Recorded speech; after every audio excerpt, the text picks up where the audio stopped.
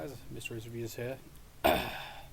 Earlier today, as part of my birthday stuff, as I said, I was receiving and just unboxing them as they come. Earlier today I unboxed Shin Megami Tensei 3 Nocturne, or Lucifer's Call as it's known in Europe and everything, and Persona 4 for PS2. Now, obviously, my mom just got home about 5 minutes ago, and as I said, these came in.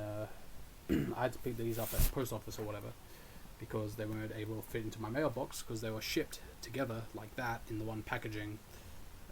So obviously the packaging was a bit thicker than that, and for some reason the guy decided not to leave it at the door, even though they've done that in the past with some of my anime. Like I showed off in my anime collection, Clannad, the first season of Clannad, both seasons of that anime actually, the main one and After Story, are about that thick, on top of having, a padded envelope that it ships in. Anyway, as I was saying before, the guy from Australia that I also ordered 2 games from, he actually put it in packaging that can actually surprisingly fit. I thought this was a bit long for our mailbox, but somehow they managed to fit that in there. So yeah, those 2 games arrived. So let's unbox this. So yeah, as you can see, it's just a tab there, so easily done. Alright.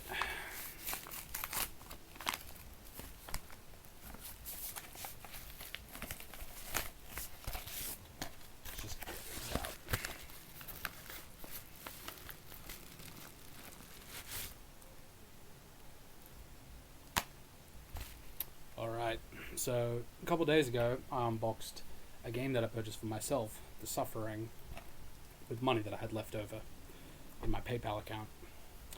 So anyway, the reason I went back and ordered that is because from this particular seller, he had a copy of, and I decided to purchase The Suffering Ties That Bind, which is the sequel to The Suffering. So yeah, so he had the sequel, and I was like, cool, well, I want to get the original game because I never ended up finishing it. So I got the original game, and of course I have the sequel as well. The case is pretty banged up. I'm definitely going to get a replacement case for this.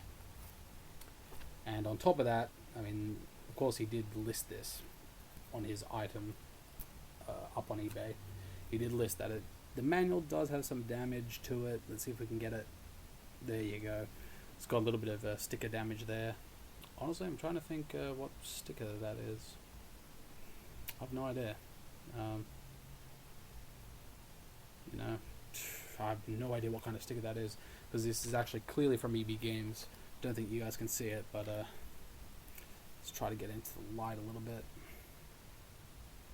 As you can see, there's sort of like a diamond-shaped sticker mark right there, which is a sales sticker at EB Games.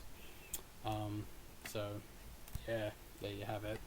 And on top of that, I think he listed that there are some scratches over the disc. Just clean it up a little bit. It's not as bad as I thought. He said there are scratches covering the disc. Can't exactly see it because of the reflections and everything, but there is some light scratching. Nowhere near as bad as it seemed by his description.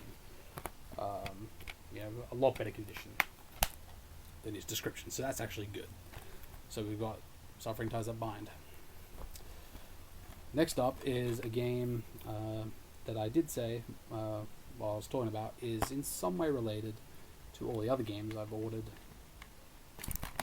like the 4 brand new and sealed games from the UK, and that is how do you pronounce it? I don't know if it's Maken or Macken. I think it's Maken Shao Demon Sword, which is a remake of Maken or Aken X for the Sega Dreamcast.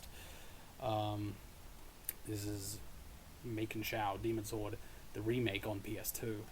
I can't remember exactly what the remake has necessarily over the original game, like the original version, besides the fact that the original version on Dreamcast was completely in first person, apparently, perspective, whereas this version is in third person, which is nice. And anyway, as you can see down there, it was developed by Atlus, the guys behind the Shin Megami Tensei franchise and its related spin-offs like Persona. And it has art direction by, let me pull up, the page is just behind me, Kazuma Kaneko. He's one of the founding members of Atlus from memory. Let me just scroll back up to the top. For crying out loud, give me a second here. Boom, here we go. Is a Japanese illustrator, co-founder and employee of Atlus. While working for the same company, he has also done work for Capcom and Konami, designing characters for Devil May Cry 3 and Zone of the Enders 2. So on top of everything that he's done with Atlus, which include all of the, well, majority, if not all of the main Shin Megami Tensei games, including Lucifer's Call, and he also worked on the original two, Persona 1 and Persona 2 Innocence, and whatever there were two versions of Persona 2. There were two games in the Persona 2 Mythos or whatever the hell. But yeah, he's worked on a lot of games for Atlus that are in or part of, related to the Shin Megami Tensei series.